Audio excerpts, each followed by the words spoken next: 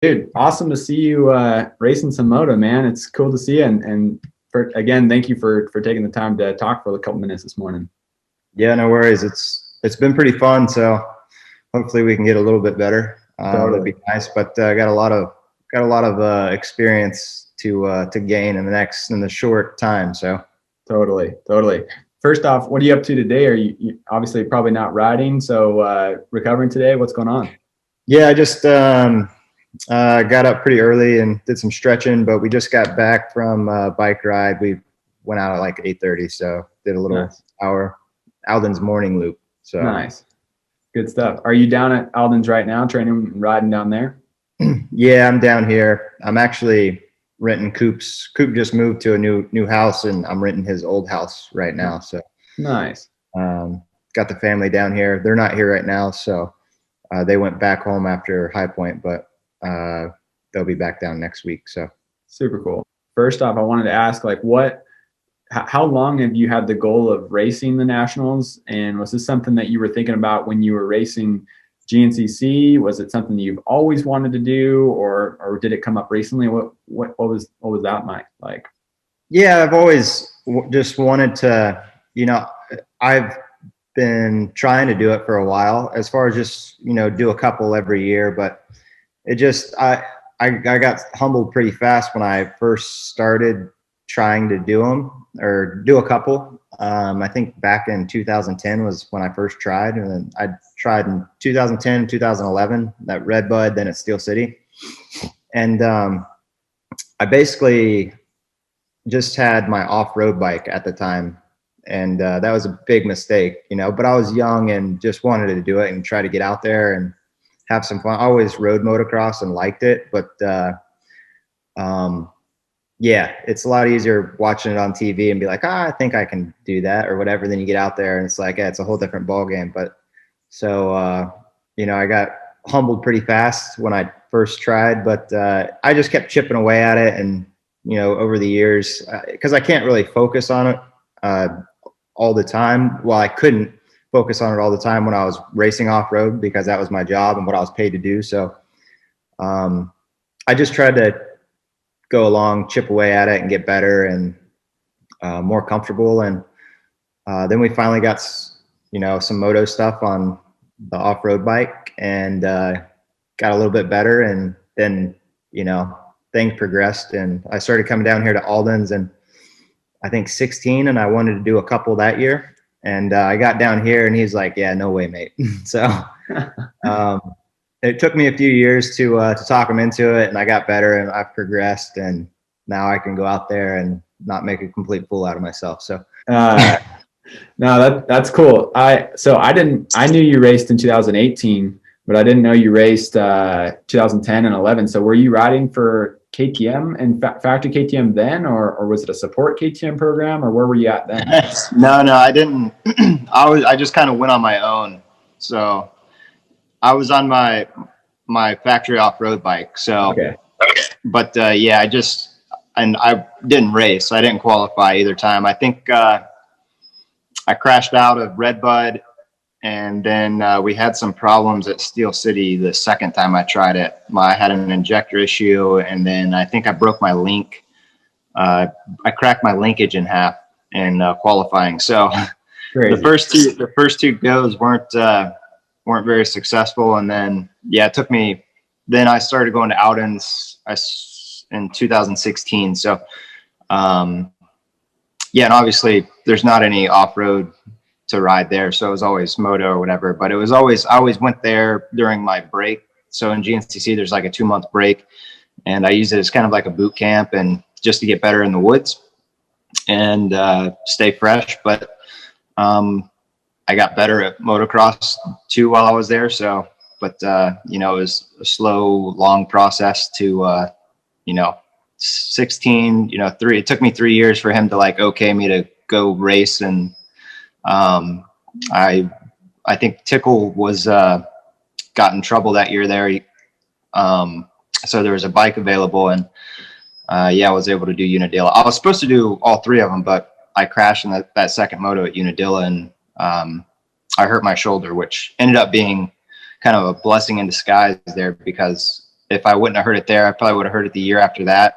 Cause it was already torn, but I tore it the rest of the way there. So, yeah, I didn't get to do the 3 that I wanted, and which, I think might've been a good thing too, because now I'm getting to do the, a full season, besides missing the first 2. But if I would have probably finished out the year, in 2018, I probably wouldn't be doing it this year. So, yeah, it worked out. Totally. That's cool.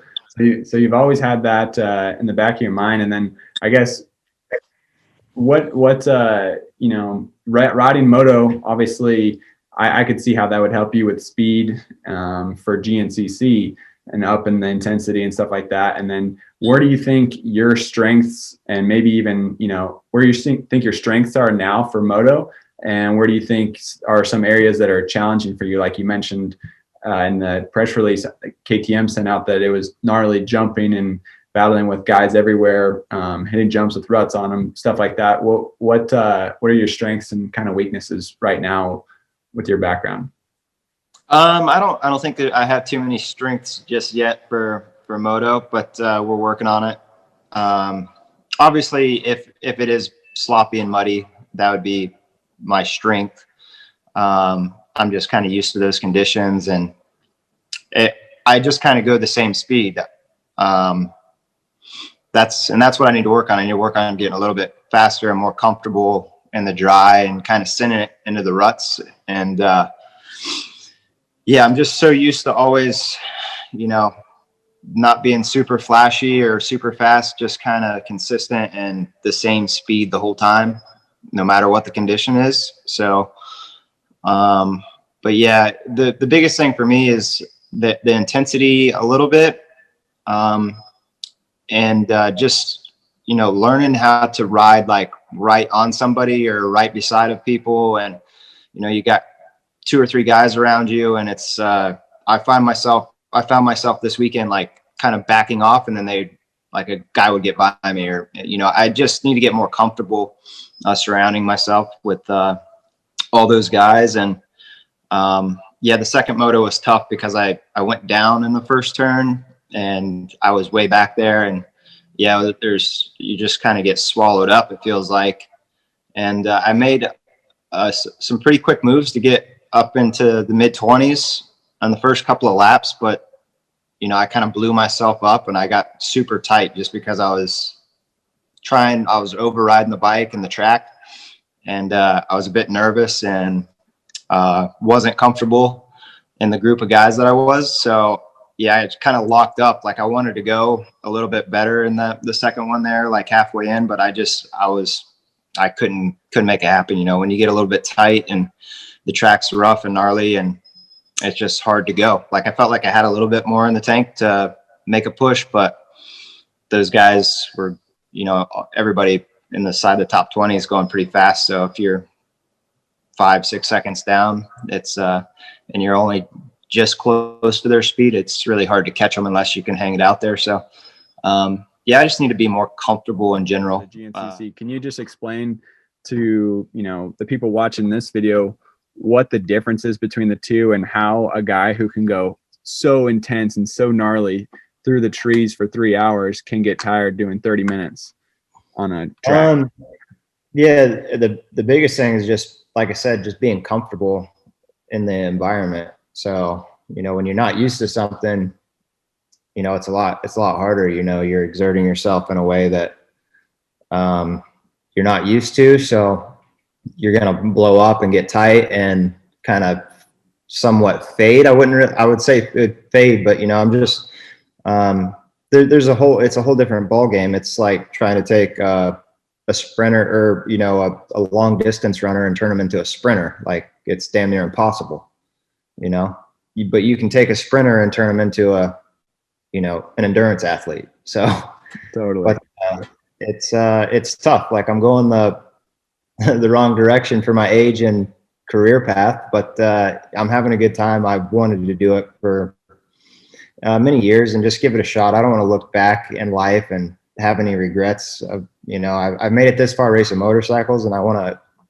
I've got to experience everything that I want to experience. And just having a good time with it. So cool. Well, I mean, that sparks a lot of emotions in me. I love racing and riding myself still. And like, you could have easily said, okay, you know, I've done everything there is to do off-road racing. I want to retire while my name is clean. I'm on top, you know, everything's good. Let's just call it a day now and work on the next chapter. But obviously you still like racing and riding. So, like, what's the mindset behind it? Doing something different. And then, I mean, you kind of explained that already, but then also, what are your goals now? Are you going to race the outdoors this year? And if you do well, you know, and you meet your goals, are you trying to do it again next year? Are you thinking about Supercross, or what's in your mind right now?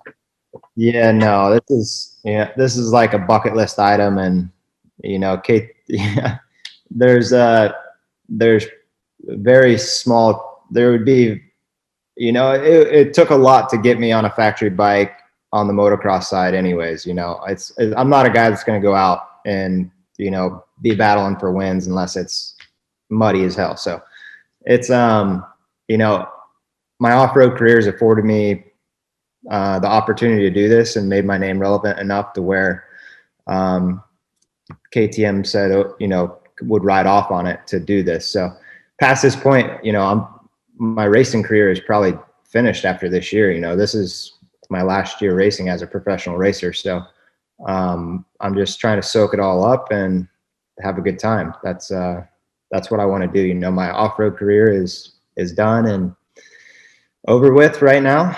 And yeah, just like I said, I don't want to look back and be like, man, I could have had an opportunity to do it. I never took my shot. So that's what I'm doing. I'm taking my shot. I'm shooting it, and we're getting out there. And you know, it is what it is. I mean, obviously I want to be able to get up there and try to get more competitive or whatever, but I'm being realistic about it. And that's what's a little bit unfair, is because, you know, I do have such a relevant name, and people expect almost too much out of me on this side of the sport. And, you know, I'm not the one saying these things like, oh, I'm going to come out and light the world on fire and be top five, or, you know, my head's solid on my shoulders. It's not too big. You know, you know, my ego is intact, and you know, I'm just trying to have a good time, live out a childhood dream of, you know, racing pro motocross and giving it a shot. And then 250 versus 450. I mean, when was the last time you rode a 250? And then how come did you want to race the 250? Was that where the open spot was, or what was that transition like?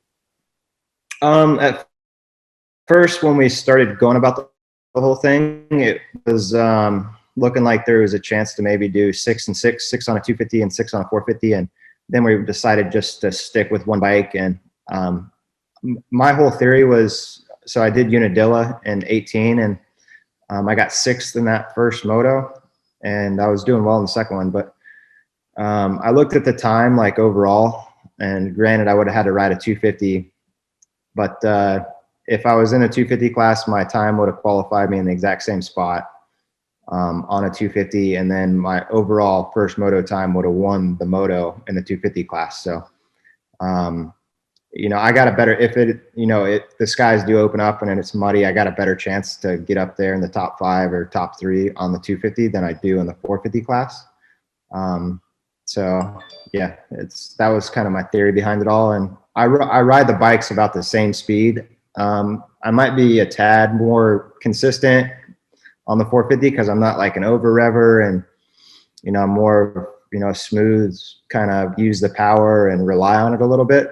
But yeah, we're learning and getting the hang of the bike. I like the bike. I feel like I ride it well. I just need to hang it out there a little bit more and get more aggressive. But yeah, it's, you know, I got a ton to learn. So I'm trying to take it one step at a time and, you know, get better at these dry races and wait for my turn. That's cool. I guess what's you don't have to go super detailed on this, but what's one drill or one thing you're going to practice this week or over the next 2 weeks really to help with that raw intensity? Is it sprint laps? Is it sections? What's different for you? Yeah, I think it's tough because you know, down here on outings, we try to do his program, but or I'm on doing his program with these guys, and you know, these guys, they don't need that sort of practice all the time, so they do very minimal sprints and stuff. You know, they do them, but it's not like a whole day dedicated to that. I feel like I might be needing, like, instead of doing the long motos, maybe like just a full, you know, once a week, just a full day of sprints and maybe sections and stuff. So I need to talk to Alden and pick his brain and see where he's at, because like I said, these guys are in their element and environment and they're used to that. So I think that would benefit me for sure to do that. So we're going to work on that and try to get better and just chip away at it. But yeah, it's not an overnight process. Obviously it's taken me a lot of years to ride at somewhat of a high level to get to this spot. So I'm trying to learn as much as I can in the next, you know, couple of weeks, so we can get a little bit better. Totally. And what about your injury, man? So has it been 6 weeks now since you broke your jaw, or has it been a little bit longer, or was it 6 weeks off and then you started riding? Yeah, so I did it, I think the middle of April, I think the 15th of April or something. So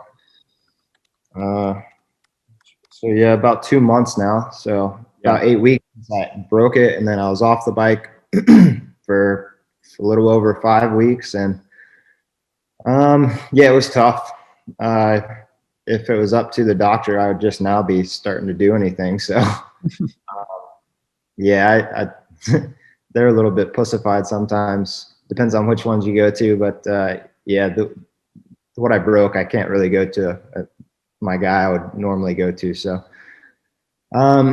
we got back at it as soon as I could, and I was still wired up when I started cycling, and I even rode with all that metal in my mouth a couple of times the first week. I had to get a different helmet because I like a tight helmet, so I had to get a bigger helmet because it was pushing on my jaw so hard it hurt. But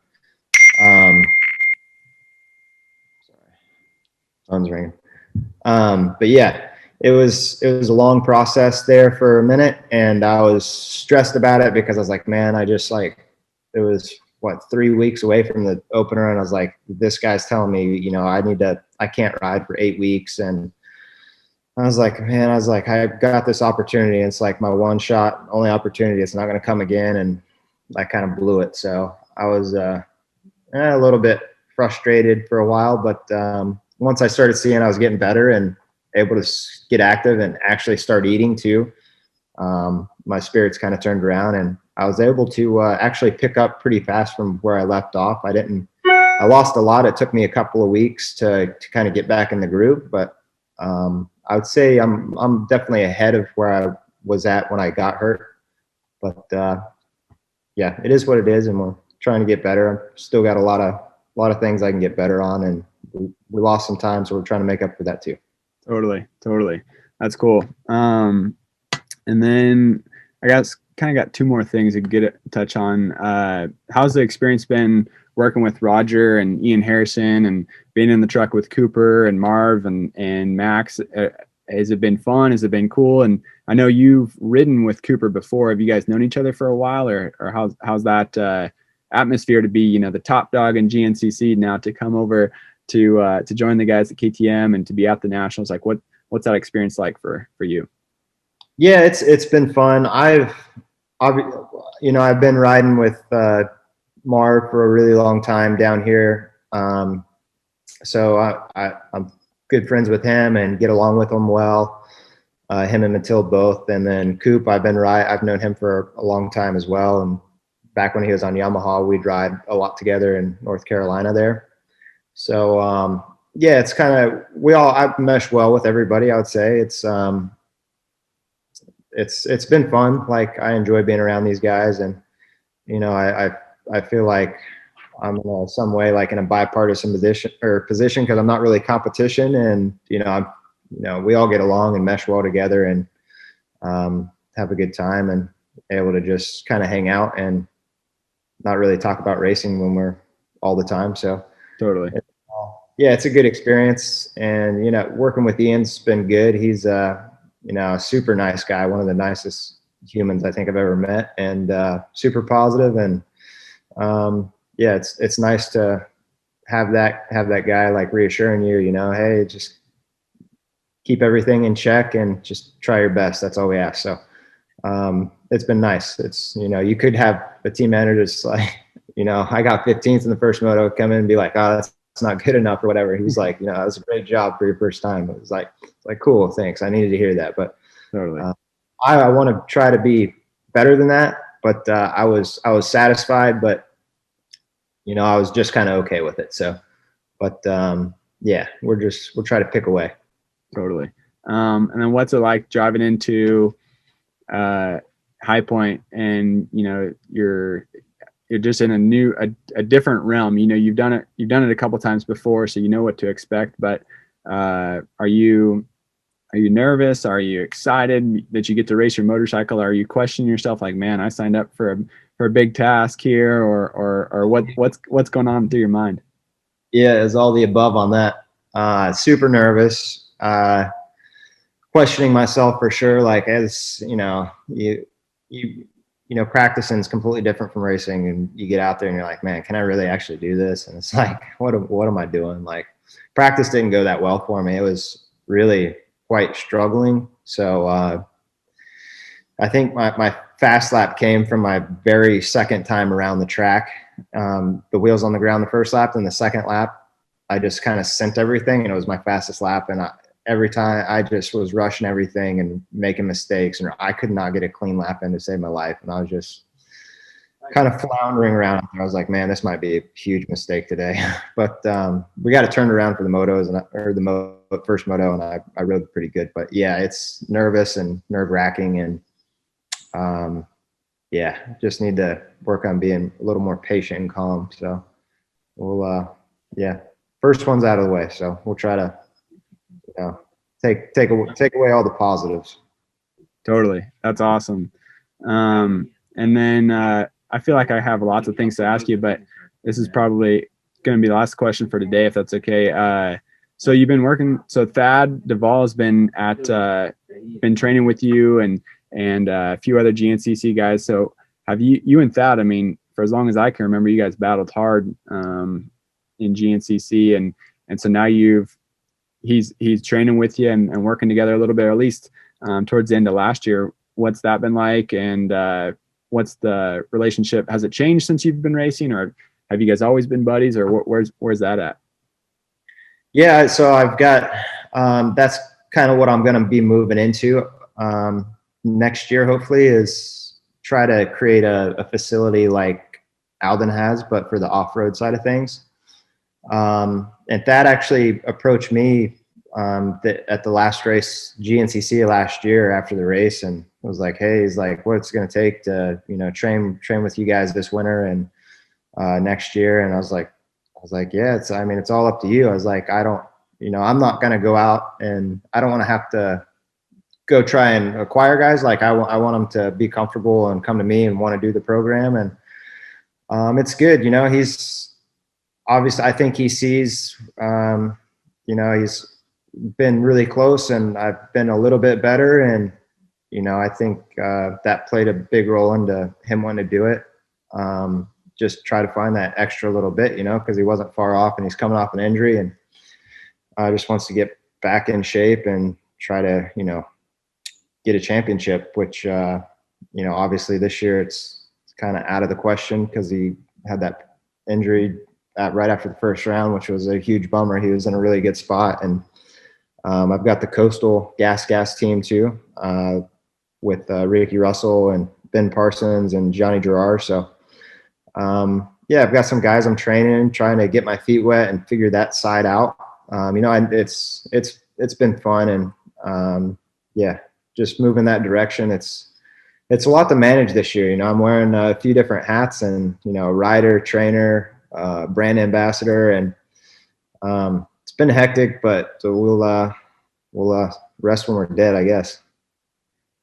That's cool. And are they, forgive my ignorance, but are they training at your house, or is that 402 MX Trails? Is that where you guys been working out at, or where's that facility at, and what's like that look like for future? Yeah, so I've got two places actually. I've got some property in Florida here. And we use that from January until the end of March. And then I've got a piece of land with a track and a bunch of woods at my house in North Carolina. I don't have a building or anything on it yet. We're kind of working that direction, but slowly building it up. But yeah, so those guys stayed there. You know, they were basically, we were all together for almost 5 months. And yeah, it's moving along pretty good, but yeah, we got the best of both worlds, because I've got my place in Florida, but it's logistically not possible to race GNCC and live in Florida, because most of the guys drive to all the races and take their campers and motorhomes, so it's just way too far. You'd have to leave way too early because you got to be there from Friday on to cycle the track and stuff. So my place is in North Carolina, is like very centrally located, and it's a lot more feasible once the season gets going. So that's why we moved back, and that would be kind of like our home base for the rest of the year. And yeah, well, hopefully it takes off and we keep these guys happy and fresh, and help them reach their goals. Super cool. Super cool. And then I guess final question, how long ago did you know that you were going to race the nationals this year? Or were you preparing for a while before you got the okay for sure you're going to do it, or what was that process? Yeah, it was tough. You know, because I was talking with KTM.